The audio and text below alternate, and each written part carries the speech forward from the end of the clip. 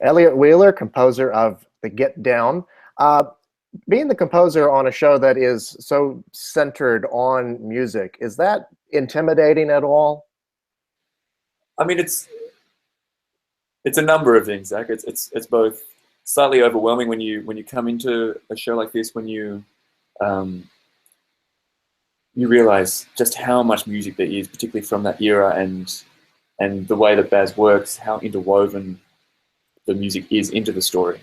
Um, there is a sense of it just being such a massive horizon. But we found, particularly with Baz's storytelling and the way that he does weave the music so much into the plot. Um, One of the mantras that we had for the show was that if we took the musical numbers out of the storyline, the entire plot should sort of collapse.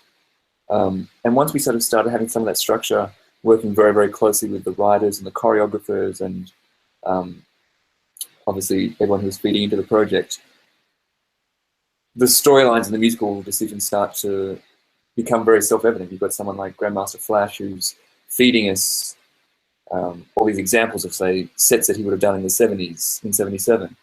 Our wonderful writer and associate producer, Nelson George, who's feeding us that information as well, and Stephanie Diaz-Martos, our music supervisor. So gradually, as the stories sort of unfold and we get that input from the community that was there, and we work out more about what the story is, it becomes easier. Those choices start to delineate themselves.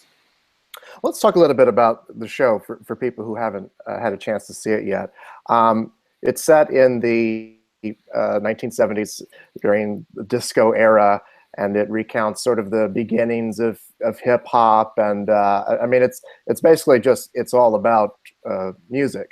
So recreating those styles of music for your score, can you talk a little bit about that? Absolutely. Well, it's set very specifically in 1977 in the South Bronx, and the story really is about, it's through the eyes of our young protagonists who are sort of just entering into the age of sort of becoming young adults and discovering what this music means for them. And on one side you have Mylene, who wants to become a disco diva, and on the other side we have our young Get Down brothers, who are discovering hip hop for the very first time. And really, it's a period before hip hop had been recorded, so there were obviously bootleg tapes. But one of the things that Grandmaster Flash, who was working with us, has sort of said often is that everyone knows the cake that hip hop became, but very few people actually understand the ingredients that went into what created hip hop. And so approaching the score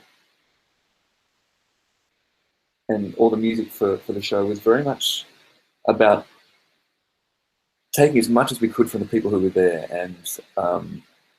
and collaborating with as many artists from that era who are still around. We had Raheem from the Furious Five writing with us, the Grandmaster Flash, Curtis Blow, was an associate producer on the show as well. On the other side, we had Nile Rodgers working on the disco side. And we wanted to both make sure that the hip-hop side was extremely accurate, so Flash would actually do those mixes for us, and Raheem would write the rhymes with us, or obviously Nas, who was one of our executive producers, would write as the older Mr. Books, who comes in the early mid-90s period. And on the score side, we also wanted to have both a cinematic scope, so we're very lucky in that we were able to record sort of live orchestras for each episode, but then also to bring in the influence of the kung fu films and all the action films and the blaxploitation films that were so prevalent at that time and fed so much into hip-hop culture. And on a score level, that was something we're very lucky to have, a wonderful sort of, almost became like a house band who's members of the Dap Kings and their friends. And we would try and sort of get inside the sound of what those 70s action movies scores were like. So yeah, it was a fantastic breadth and scope to what we were able to bring to the music there. The show also covers a lot of ground in terms of the cast that it employs, and all these various locations and story threads. Can you talk about how you linked them or distinguished them musically? In terms of the different areas? Well, yeah, I mean, in terms of like different character themes and, you know. Oh, absolutely. Well, it's one of the joys of working on a series like this is that you do have, well, in our case, 11 episodes to be able to develop these themes. So, Shaolin Fantastic, we wanted to come across as particularly when we first meet him, he's supposed to be sort of a mixture of an action hero, a sort of almost, he's a prodigy of Grandmaster Flash, so it has that hip hop side as well, but we wanted everything he did to be fantastic, and you can see it in the way that Shamik Moore moves. He doesn't just get up, he jumps over something, and we wanted the music to do that as well. And so he had a very action hero sort of theme to start with. Then you get something like Mylene and Books, who they had their own love theme, which was a much more delicate and more sort of cinematic sort of approach to it. And then on the disco side, you have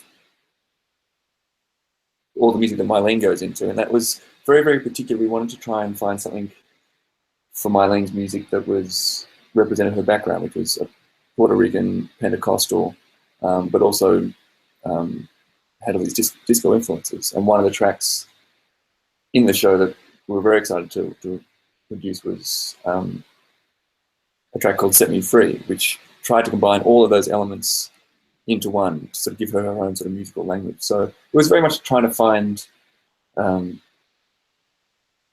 just what it was about each character and then working out which part of that musical heritage we should draw on. And as is the case with Baz Luhrmann, there's this kinetic energy to the episodes. I mean, particularly in the pilot, I mean, you're setting all this stuff up and it just never stops. Can you talk a bit about how that affected your work musically? I mean, it's fantastic working with Baz because he's in the room with you so much, and all of the musical ideas were coming up very much together. He's singing string lines to me, he's coming up with musical concepts, and it's also often we'll be in a room, we'll be watching a scene, and we'll start playing with different bits of music, and that will actually affect how he sees the story unfolding or what should happen plot-wise as well. And also one of the things that we explored a lot within this show was something that we end up calling the weave, which is a technique that gets used a lot, say, in opera traditionally. And obviously Baz has a massive background in opera. But we explored the idea of being able to use one piece of music to be able to join a number of different storylines that would lead into each other. And music has a way of being able to do that. And through sort of this layering that you can sort of do on a story level, on the editing level, on a plot level, but then also on the musical level, you can make a greater comment about a particular theme that happens to be happening in all the different storylines that can sort of sit above the individual linear storylines themselves. And it's a very powerful way of bringing out those particular aspects of the storyline that we're trying to get across. Well, he's certainly someone who obviously cares very much about music in his movies, obviously in Moulin Rouge, but even in Great Gatsby, Romeo and Juliet, all of his movies are very much predicated on joining the right set of images with the right underscore. Can you talk a little bit about that?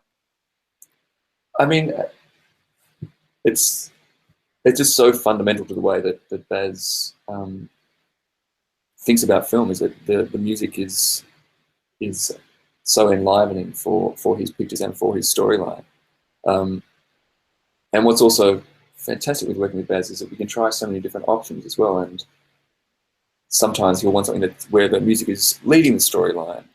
Other times it's more of a traditional score role where you're just trying to work out what part of the story isn't being told on screen and needs to be done with music. And then at other points it's more about playing with a complete contrast or something that you necessarily wouldn't think would work, but offsets the pictures really nicely. And Baz has such an incredible ear and understanding of how that works.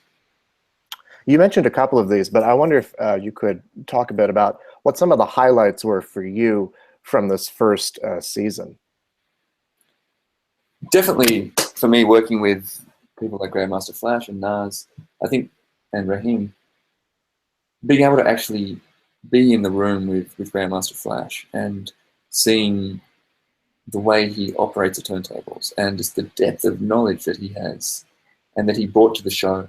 So many of the different character portrayals and the events that happen in the show are based directly off stories that Flash and Raheem and Curtis Blow and these founders that we talked about and talked so extensively with.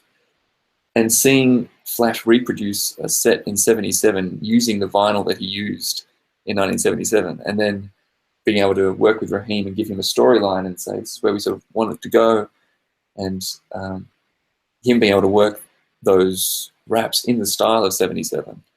That for me was an absolute joy and a wonder, because so much of that particular part of history, it's an oral history now, because there just weren't the recordings. Hip-hop wasn't recorded until '79, apart from the bootleg tapes.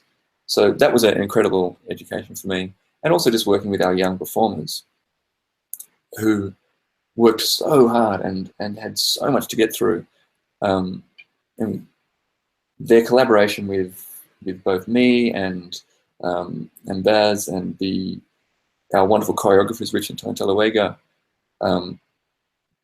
we had a sort of a boot camp almost at the beginning of the process, where we had a dojo out in Queens. We call it the dojo, and it was the guys were out there literally learning how to bus stop, do the hustle. Flash was in there teaching Shamik and Mamadou Athi, who plays young Flash, teaching them how to DJ in the style that he DJ'd. That was just an incredible experience, and that was some of the real highlights. Where do you see the show going in subsequent seasons? Do you have any indication of what that is going to be like, or? Well, look, I should leave this. This is probably more a conversation for Baz and for Netflix at this point. But obviously, moving forward, there's a lineage that this story takes, and there is so much music to explore as you move into the '80s. Books very clearly says we're about to hit the '80s. I think that's the natural point for where the storyline will jump off. Right. Well, Elliott, thank you so much, and congratulations on your work on The Get Down, and thank you for taking the time to chat. It was a pleasure. Appreciate it. You're welcome. Have a good one.